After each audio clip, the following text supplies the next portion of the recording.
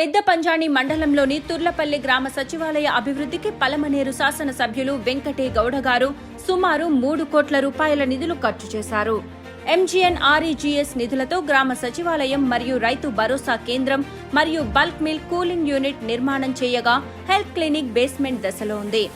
MGNREGS నిధులతో నాగిరేపల్లి మండల ప్రజా పరిషత్ పాఠశాల నిర్మించగా నాడు నేడు ఫేజ్ 1 కార్యక్రమం ద్వారా విద్యార్థులకు మెరుగైన విద్యను అందించే క్రమంలో నాగిరేపల్లి మండల ప్రజా పరిషత్ పాఠశాలలను ఆధునీకరణ చేయడం జరిగింది.